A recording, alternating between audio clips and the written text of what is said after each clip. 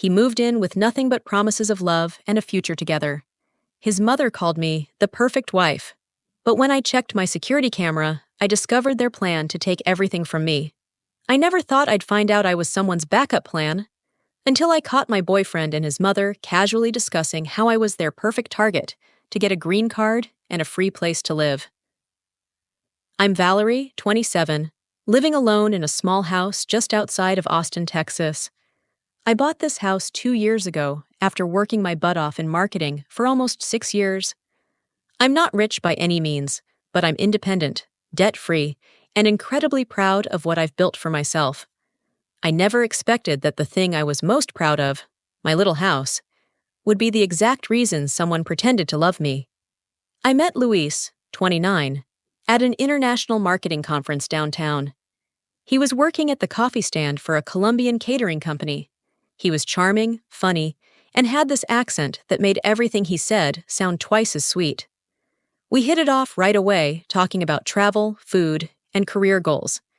He told me he was in the U.S. on a student visa, studying hospitality management, but struggling to keep up with tuition. Looking back, that was the first red flag. But at the time, I thought it just made him humble and hardworking. We started dating. Luis was attentive, affectionate, and always made me feel like I was the most special woman in the world. Flowers randomly, sweet little handwritten notes, always texting to ask if I got home safe. For the first time in forever, I felt truly seen. A month in, he started spending the night more often. By month 2, he practically lived with me. But here's the thing. He never once offered to help with rent, bills, or even groceries. Every time I brought it up gently, he'd joke about how dating an American woman meant getting spoiled and loved unconditionally. At first, I laughed it off, but the joke started getting sharper. Like when I ordered takeout after a long day at work, he'd smirk and say, "Women back home know how to cook for their man." Or when I wore jeans and a t-shirt, he'd say, "American girls really don't care about looking feminine, huh?" Those comments didn't seem too bad in isolation. But when you hear them every other day, they start to cut deeper. Still, I ignored every instinct screaming at me because I thought I was in love. Then came the moment that shifted everything. Luis told me his mom, Sophia, was visiting from Colombia for 2 weeks. He was so excited to introduce us. I was genuinely nervous, but also thrilled. Meeting someone's mom felt serious, like we were really building something together.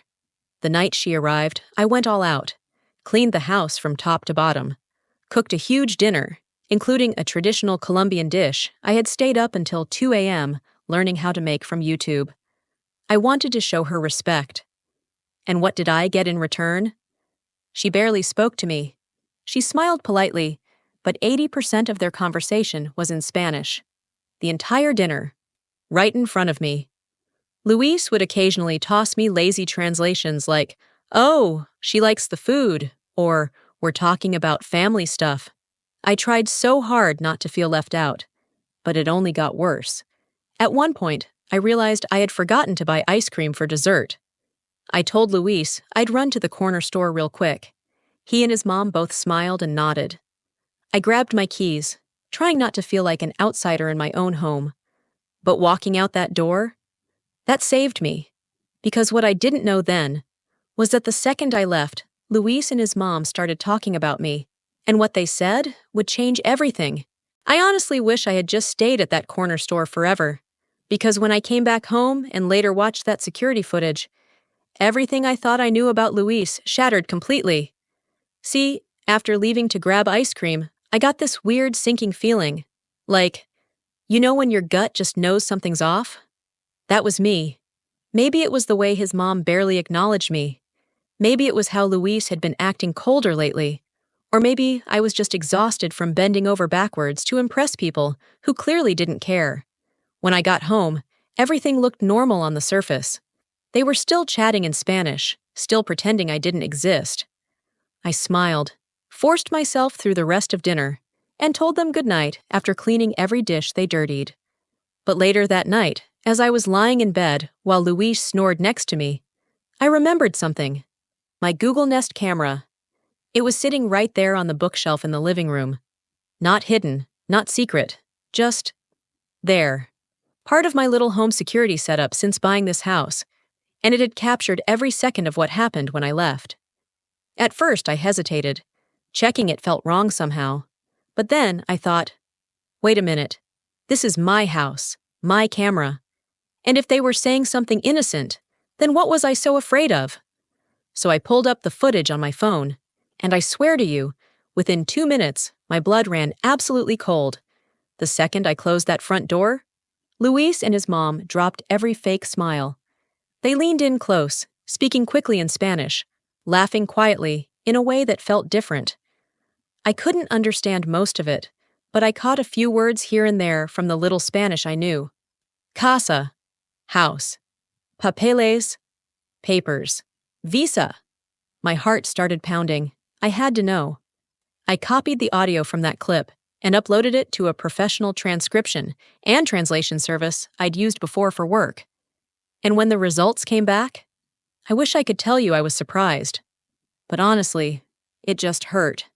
Bad. Luis's mom started it off by saying, "She's naive. American women always are. Look at this house, all hers, all paid off." Luis chuckled and replied, "Exactly. Once I marry her, papers will be easy, and we'll never have to rent again."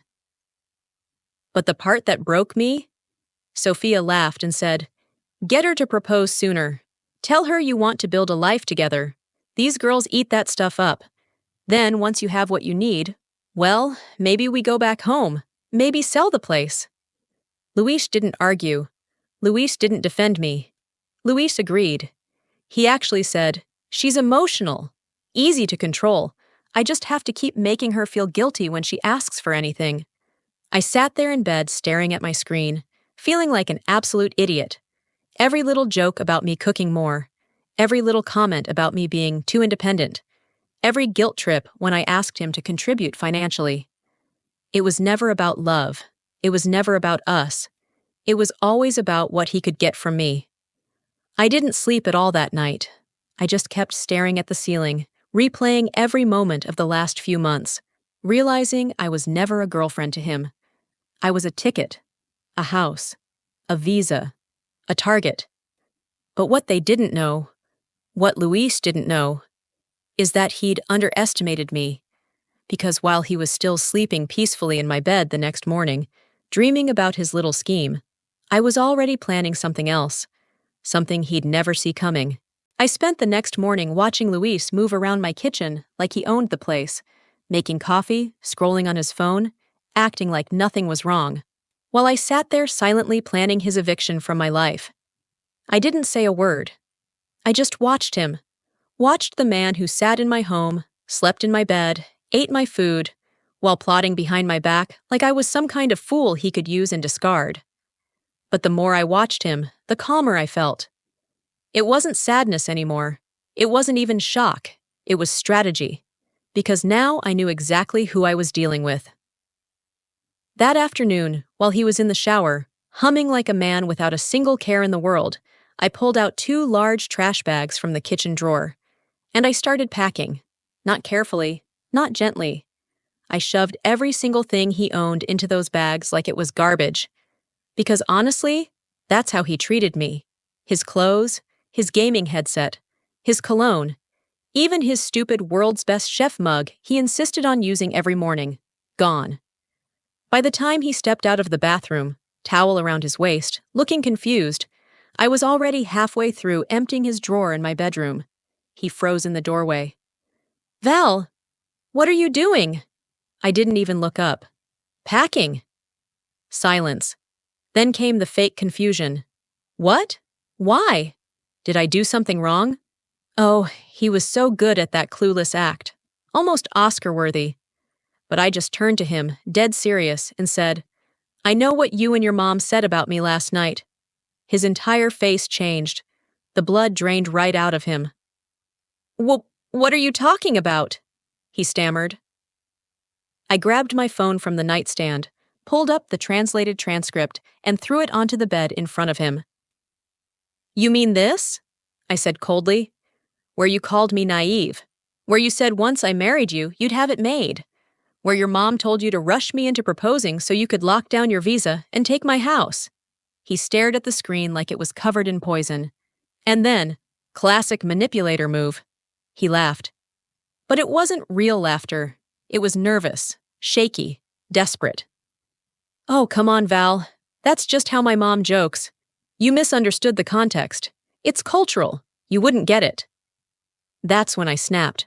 Luis, I paid to have it translated, professionally, word for word. His smile disappeared. Fast. And just like that, the real Luis showed up. He started yelling, pacing, accusing me of spying on him, accusing me of invading his privacy, in my house. When he realized I wasn't backing down, that's when he made his biggest mistake. He grabbed my wrist, hard enough to hurt. Valerie, he hissed, you're overreacting. Don't be stupid. We can fix this. But I yanked my arm back so forcefully that he stumbled, and I looked him dead in the eye. I want you out. Now. He laughed again, but there was no humor left. You really think you'll find someone better than me? He sneered. Good luck with that. No one else would put up with you. Oh, really? Because I was just getting started. I walked to my front door, opened it wide, and without even looking back, I said the calmest words I've ever said in my life. Funny thing, Luis. I never planned to propose to you. He froze. And neither did immigration. His jaw dropped. Because that's when I pulled out the final card. I've already spoken to an immigration lawyer this morning. Turns out, what you and your mom tried to pull could qualify as fraud, and I have video proof. The look on his face? Absolutely priceless. Drop a 2 in the comments if you'd pay money, just to see that expression too. I'm not gonna lie. After Luis stormed out that night with 2 trash bags full of his junk, I expected him to disappear. But manipulators like him? They never leave quietly. The next few days were pure chaos. First came the texts, dozens of them, swinging wildly between begging me to forgive him and blaming me for ruining everything. Then came the calls from random numbers when I blocked him everywhere. But I didn't respond. Not once. Because I wasn't afraid anymore. I was furious. And for the first time since meeting Luis, I felt powerful. I wasn't just surviving this. I was about to end it on my terms. The next hit came faster than I expected. On Friday afternoon, while I was working from home, I got a call from an unknown number. Normally I wouldn't answer, but something told me to pick up. Hi, is this Valerie? A woman's voice asked, hesitant. Yes? Who's this?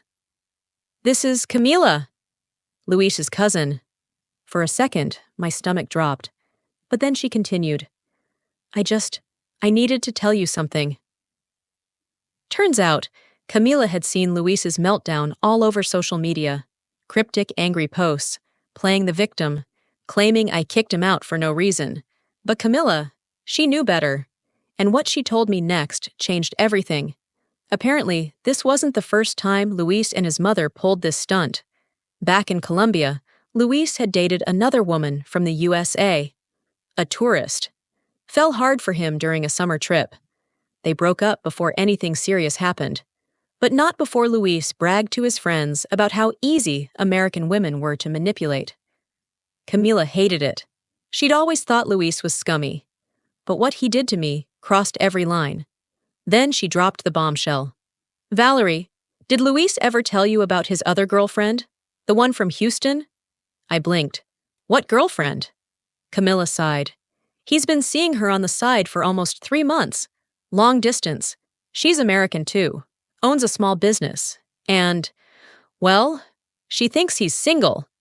I swear I felt the air leave my lungs.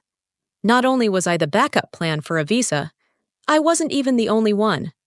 I thanked Camilla for telling me, genuinely. And then I sat there, staring at my phone, vibrating with rage. This wasn't just personal anymore. This was patterned abuse, and I wasn't going to let him walk away clean. I called my lawyer friend, the same one I'd talked to about immigration fraud. She helped me draft the most brutal but professional cease and desist letter I'd ever seen. Clear, direct, and legally intimidating. It spelled out everything. The evidence I had, the fraudulent intent I could prove, and the fact that if Luis or his mother tried to contact me or spread lies about me, I would not hesitate to press charges. But I wasn't done yet. Because one thing about manipulators, they hate consequences. So I found the contact info for Luis's other girlfriend. It wasn't hard. Camilla helped. And after sitting there for a solid hour, wondering if I should really go that far, I hit send. I sent her screenshots of everything.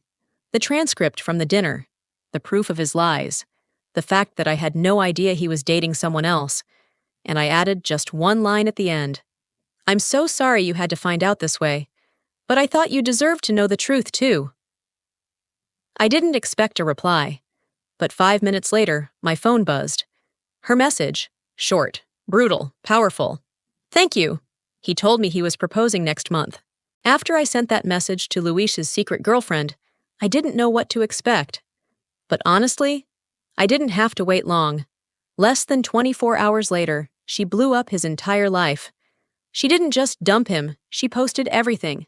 Screenshots of their conversations, proof of his lies, and, the cherry on top, a full translation of the disgusting things he and his mother said about me, which I had sent her privately, but apparently she felt the world needed to see. And let me tell you, it went viral. Turns out she had way more followers than I realized. She was somewhat of a small business influencer in Houston. And when she shared what Luis had done to both of us, people were furious. Suddenly, mutual friends of Luis started commenting. So did old co-workers, even past flings. Turns out I wasn't the first woman he'd used, but I was determined to be the last. Meanwhile, Luis lost his mind. He tried calling me, calling her, posting cryptic stories about betrayal and evil women trying to destroy a good man. Classic. But karma wasn't done with him yet. Remember the cease and desist letter my lawyer friend helped me draft? Oh, it worked. Luis got served at his friend's apartment. The same friend who apparently was so sick of Luis sleeping on his couch that he practically threw the letter at him like it was on fire. From what Camilla told me later, Luis freaked out. Because now, he knew I wasn't playing games, and the final blow came from immigration. See? What Luis didn't realize was that publicly bragging online about using American women for visas? Not smart. Especially when multiple people started tagging immigration services under his viral posts. Apparently, someone, maybe even that other girlfriend, filed a formal complaint. The last update I got was from Camila. Luis's student visa? Revoked. He was officially ordered to leave the U.S. within 30 days or face deportation. And his mother? Well, let's just say she went back to Colombia weeks earlier, furious that their little plan blew up in their faces. As for me, I changed the locks on my house, again, just for peace of mind. I treated myself to a weekend getaway with my closest friends, and I booked my first therapy appointment to work on the biggest lesson I learned from this entire nightmare. Setting boundaries is not mean. Protecting your peace is not cold. And trusting your instincts? That's self-respect. Luis came into my life thinking I was just another naive American girl he could use. But he left knowing exactly who I am. I'm the woman he underestimated, and I'm the woman who ended him without ever raising my voice. If you've ever dealt with someone like Luis, someone who thought they could walk all over you and get away with it, drop a 2 in the comments because I promise you, karma always shows up. Eventually. And when it does, it's beautiful.